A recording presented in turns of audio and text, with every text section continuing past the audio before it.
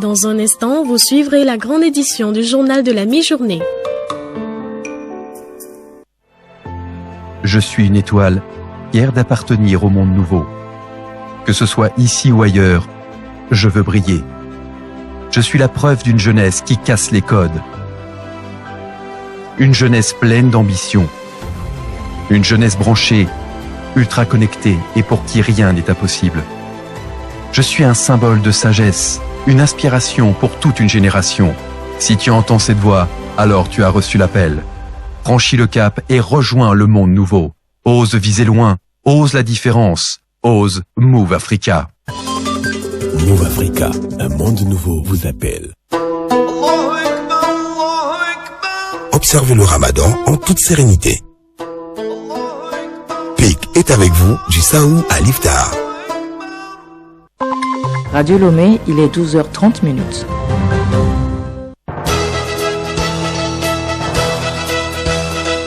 Le journal Geneviève Bognon. Madame, Monsieur, bonjour et merci de nous rejoindre à l'heure du journal de la mi-journée.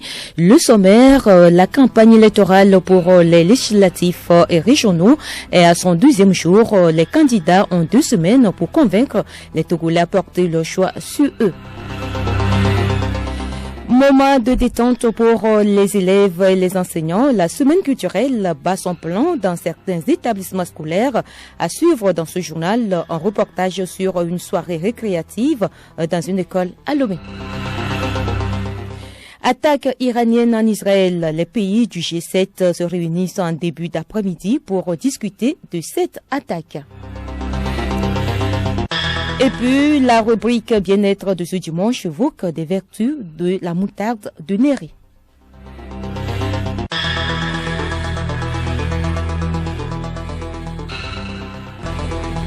radiolomé.tg.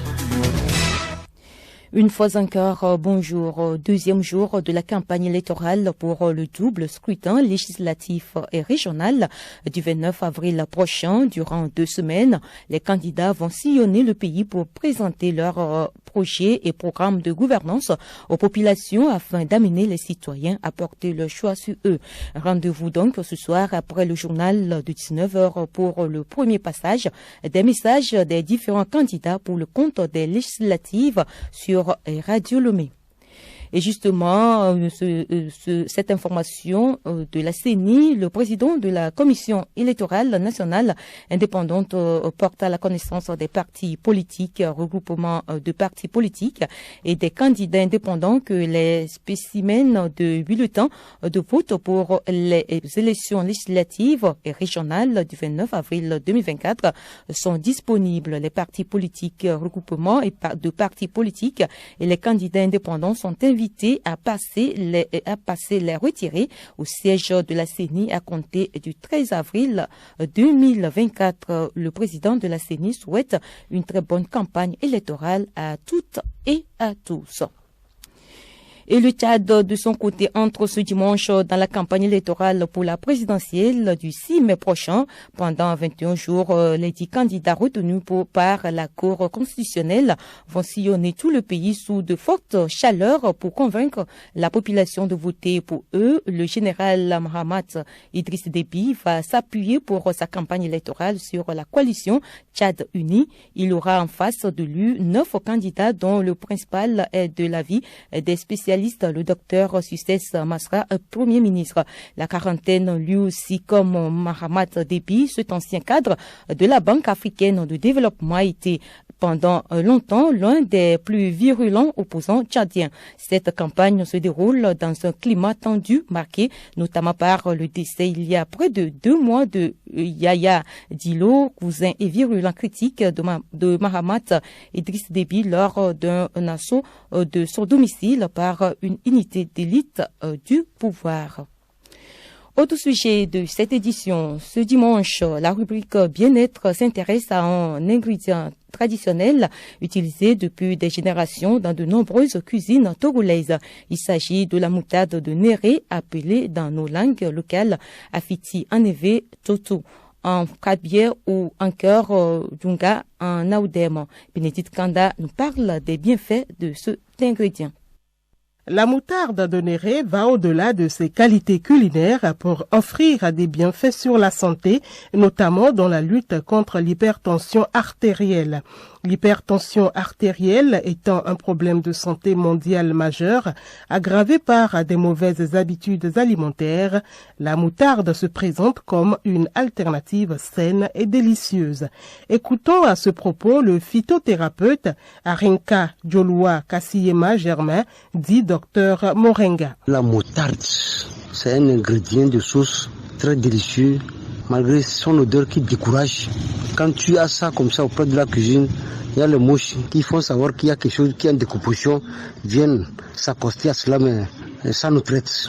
Et quand tu manges constamment la moutarde, tu seras écarté d'abord de la tension artérielle, AVC. Tu n'auras pas de problème de nerfs. Nous, à notre époque, il n'y avait pas le cube. On n'avait pas les poissons, les petits poissons comme ça, même les gros poissons. Soit avec la moutarde et la viande seule. Même, il était un peu difficile de manger même le sel. On mangeait le sel gemme, appelé Dakbelum, avec Djunga. Tu as déjà fait la sauce. La moutarde intervient également dans la prévention de beaucoup de maladies. Retrouvons le phytothérapeute Arinka Jolua Kassiyema Germain. Djunga traite beaucoup. Ça traite aussi la maladie des yeux, le foie, la fièvre typhoïde. Quand tu manges ça et que tu as la fièvre typhoïde ou bien les hépatites de toute forme là, quand tu manges chaque fois constamment le djunga, la moutarde, avant que tu sois obèse, ça serait difficile. Avant que tu sois emporté ou bien tu sois victime de ces maladies dont j'ai cité, asthme, tension, même diabète, problème d'yeux, et ça lutte contre l'âge avancé. Tu auras l'âge avancé, mais tu seras toujours apte à répondre à tous travaux. Voilà qui est dit, il ne nous reste plus qu'à opter pour notre moutarde traditionnelle pour une meilleure santé. À bientôt. Et parlant du bien-être, sécurité alimentaire, donc, une nouvelle variété de haricots fleuris au Kenya, baptisée Nyota ou étoile en Kishwali. Ces haricots représentent une lueur d'espoir pour un avenir agricole, durant qui permet de préserver la sécurité alimentaire. Des précisions avec Nafara Noudar. Ces haricots dits intelligents sont développés par des scientifiques. C'est dans le cadre d'une collaboration entre l'Organisation kenyane de recherche sur l'agriculture et l'élevage, KALRO, et l'Alliance de biodiversité internationale. Le Nyota s'adapte non seulement au climat, mais aussi à la demande des consommateurs en réduisant le coût de la vie. En effet, le Nyota cuit plus vite, ce qui réduit le coût du combustible comme par exemple le gaz et le bois de chauffage. Pour développer cette nouvelle variété de haricots, les scientifiques ont sélectionné des variétés qui ont des niveaux élevés de fer et de zinc et qui résistent à la sécheresse, à la fraîcheur et à la chaleur. En ce qui concerne la demande croissante des haricots Nyota, le KALRO a accordé des licences à plusieurs sociétés de semences pour produire et commercialiser la légumineuse.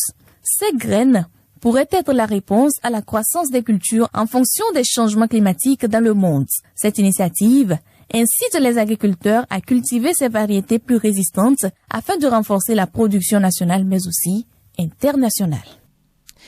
Parlant culture à présent, ils se sont éloignés des craies et tableaux, cahiers, même des récréations. Pendant quelques jours, les élèves étaient en semaine culturelle. Azonko Sename a fait un tour à l'école B à Didoume à Lomé où il a assisté à une soirée récréative. Voici son reportage. Au cours de cette soirée, les élèves des deux sexes se sont d'abord prêtés à l'exercice du jeu verbal. Ensuite, ils ont démontré leur talent en matière d'interprétation et la chorégraphie des chansons traditionnelles de leurs différentes localités. Cette soirée qui a tenu en haleine élèves, enseignants, parents d'élèves, amis et proches, n'a pas laissé indifférente la foule. J'ai participé. Ce qui m'a marqué, c'est la scène. Il y a toujours une leçon de morale dedans. Je suis content, les choses ont bien été. La joie de danser et puis les gens qualifient mon habit et tout. Depuis lundi, mes enfants viennent et aujourd'hui moi-même j'ai décidé de venir voir ce qui se passe. Vraiment, c'était très très bon. C'est à l'école que tout commence. On apprend tout à l'école. Donc les semaines culturelles sont organisées pour déterminer les talents cachés des élèves. Il ne faut pas apprendre tous les jours, on a des talents. Il y a certains, ce n'est pas forcément l'école qui va les faire réussir. Les chanteurs par exemple, et il y a les footballeurs aussi. Donc on organise tout ça là dans les semaines culturelles pour déterminer les talents cachés. Les premiers responsables de l'école se disent satisfaits. Sinon sincèrement, on est tellement émus. En tant que directeur, tout va bien chez nous ici, quoi. Et donc on a vu qu'au niveau des enfants même, ils étaient tellement en joie. Les parents, les enseignants même, on est en train de rechercher les talents et je crois que c'est un avantage pour le Togo. La semaine culturelle met fin aux activités pédagogiques du deuxième trimestre et annonce du coup le dernier trimestre avec en ligne de mire les examens nationaux.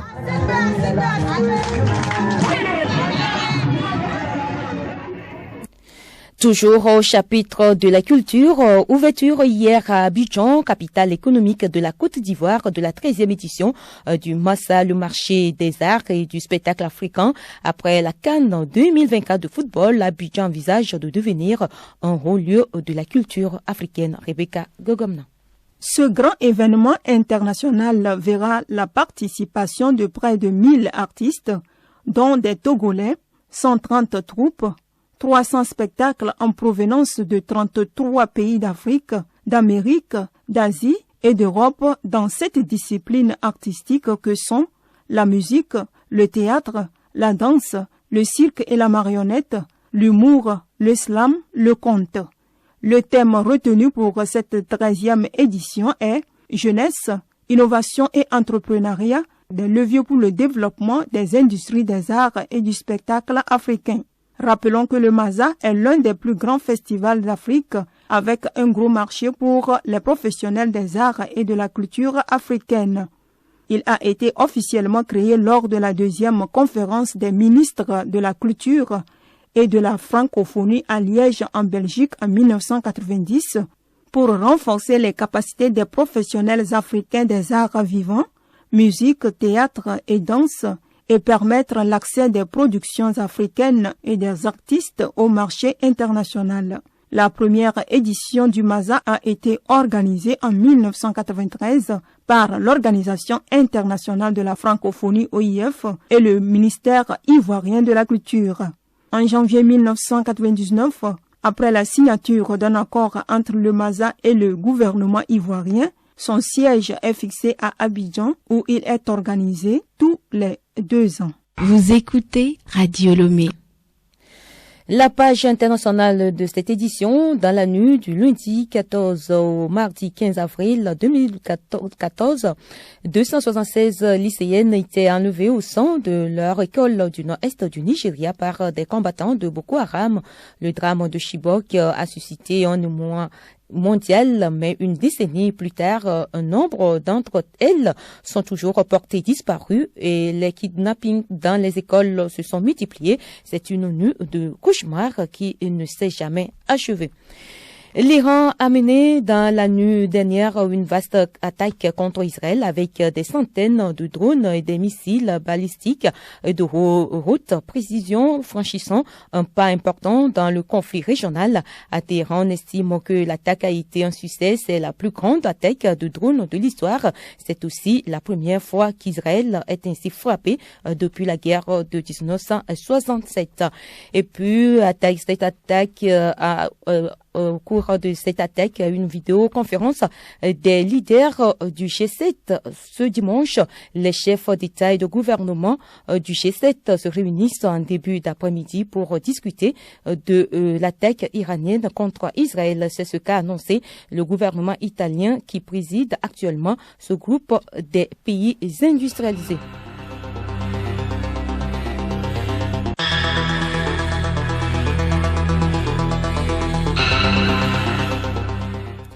Ainsi se referme cette édition. Merci à vous qui nous avez suivis. Merci également à Satitine pour la collaboration technique et audio Nabara Nafara Noudar, Rebecca Gogomna pour la réalisation. Retenez pour l'essentiel que la campagne électorale pour les législatifs et régionaux est à son 2e jour. Les candidats ont 2 semaines pour convaincre les Togolais à porter leur choix sur eux. Moment de détente pour les élèves et les enseignants. La semaine culturelle bat son plein dans certains établissements scolaires.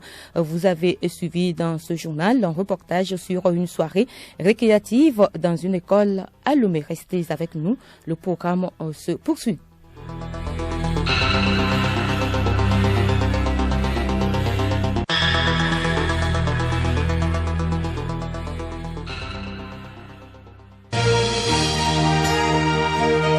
Radio Lomé, boîte postale 434, email radiolomé@radiolomé.tg.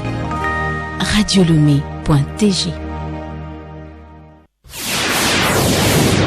Les ondes radio se propagent à 300 000 km/s. Le son met un peu plus d'une seconde pour atteindre la Lune. On entendra cette pub sur Mars dans 4 minutes et sur Jupiter dans une demi-heure. Bienvenue à nos amis extraterrestres qui nous écoutent. Radio Lomé, tout le système solaire. Gardez l'écoute. La pub.